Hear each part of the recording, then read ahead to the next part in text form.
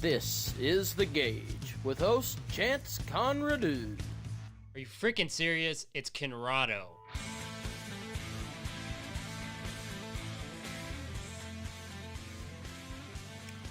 What is going on, everybody? We are live doing our little pre-show thing. I don't know if there's a reason to do it or not, but it's night 3. We're basically a third of the way through the Wrangler National Finals here in Arlington, and it's going to be a good night of rodeo. We saw some great stuff last night. It has been just a ton of fun, guys. If you're here, excellent. You guys are enjoying what we're enjoying.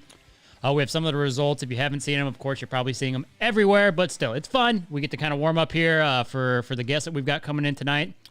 Starting with the bareback riding, it was Tanner House, who was on the show last night, who took the round with an 87-point ride, followed by Tim O'Connell with an 86.5, and then Casey Field. Those two are battling it out there, just a little over 20,000 apart at this point in the race for the 2020 World Championship for the bareback riding. There's a lot on the line for both guys, a 5th world title for Casey Field and potentially a 4th world title for Tim O'Connell, so it's pretty exciting. Leighton Berry split that second, third, and fourth round money with those two guys, all 86.5 points. Cole Reiner took 5th. Win Ratliff took 6th in that. And then we jump over to the bareback riding. Sorry, that was the bareback riding. the steer wrestling, where we had Tyler Wagaspack and Bridger Anderson split the round with a 3-8. Tyler Wagaspack did make a change and got on Scooter, and it paid off. He knows that horse really well. He's won a lot of money on him, as of a lot of people, but they split the round. Then they were in here, and we talked to those guys real quick. But third was Will Loomis with the 4-2. Curtis Cassidy, 4-3. Dakota Eldridge also 4-3. They split that position. Clayton Haas took the 6th position with a 4-4. So one thing we did notice, Matt Reeves is making a horse change tonight, so we should expect to see something different out of Matt Reeves tonight. So he is the number 1 steer wrestler in the world, or was the number 1 steer wrestler in the world going into the national finals. So, yeah, pretty exciting stuff. Dustin Esquiza and Travis Graves with the 3-8 was lightning fast.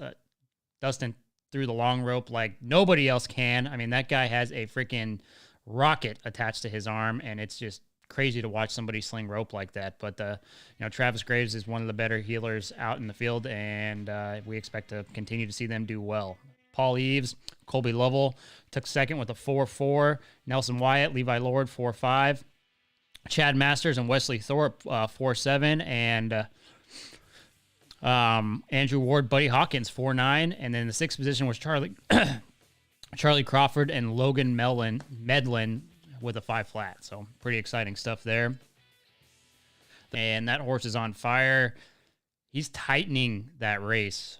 Shad Mayfield had some unfortunate luck where he threw 2 loops and missed both of those. So Marty Yates is little over 60 grand apart from Shad Mayfield. Another round win tonight with the momentum he's got, and it could be one of the greatest upsets probably in rodeo if he does do that. So comeback.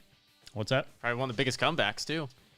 Yeah, I mean, money-wise, probably the biggest comeback in rodeo. I mean, the gap that Shad Mayfield had from all those first-place victories he had was just probably unlike anything else in rodeo, at least that I can think of. I'm sure somebody might be able to pull up, if they're a historian, something like it. But Marty Yates with the 7-2, almost an identical run to what he had in the first night. That consistency going into round 3 is going to carry him a long way. It's a pretty decent pin of calves as well, so I wouldn't be shocked if we see a repeat of 1 and 2 from Marty. Timber Moore took 2nd with a 7-7. Tyson Durfee in the money with an 8 flat, sitting 3rd. In that round, Weston Hughes, who is currently sitting 3rd in the world with an 8-1, taking the 4th spot, and he actually split that round money with Shane Hanchy, who also had an 8-1. Tyler Milligan with an 8-2. So that was the tie-down roping. And then in the barrel racing, we did have Jamie Smith on the show. She absolutely changed. It was 2 totally different people, 2 totally different runs from night 1, of course. Night 1 didn't go her way whatsoever, but she came back. She said she didn't do anything different, but it was a totally different result. 17:04, which is the fastest time so far in Globe Life. Typical barrel racing fashion, we're just going to see them get quicker. Haley Kinsel was right behind her with the 17:09. She is, of course, leading the NFR right now. She's got a decent gap, and we just expect to see what we normally see from Sister, which is consistency and lightning fast times. Shelly Morgan right behind her, 17-2. Tiani Schuster, 1728. Lisa Lockhart 5th with a 1734. And Stevie Hillman in the money in that 6th position, 17-4.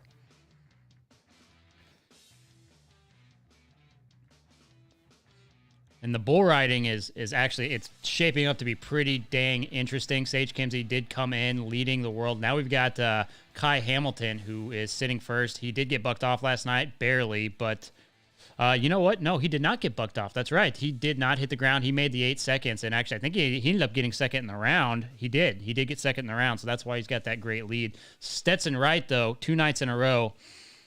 Same thing as Marty Yates. So 2 go-around wins in a row.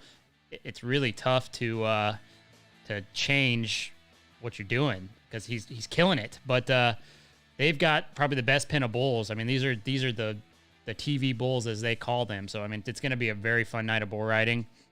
Stetson Wright, Kai Hamilton, Trevor Kastner in the 3rd position, Colton Fritzland, the guy from Colorado, Rifle Colorado, 86.5 points to sit number 4 in the go-round, and Clayton Sellers, 86 points, 5, and Sage Kimsey was in the money with an 80.5, 6th place. So, yeah, it's a tight race in the bull riding, and I think that's the one to watch is what Kai Hamilton does. It's so funny. We had him on our show way back in May, and it was really interesting. If you go back and listen to that episode, him kind of talking about what his goals were, what he wanted to accomplish, because the year was so wide open at that point with coronavirus and what have you. And, I mean, the dude did exactly what he said and is continuing to impress the heck out of everybody. So we'll keep kind of rooting for him behind the scenes. But that has been night 2. We've got a decent number of guests that are booked. We're not going to do as many round winners tonight.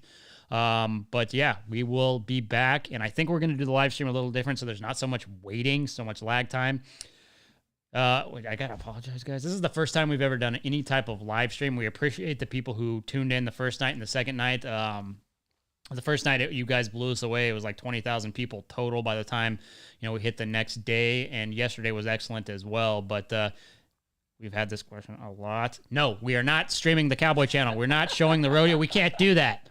They have the rights. It's their thing. We can't show the rodeo. I wish we could. That would be sweet. I know if you're in Canada, you would like for us to be able to do that, but we don't want to get thrown out of here.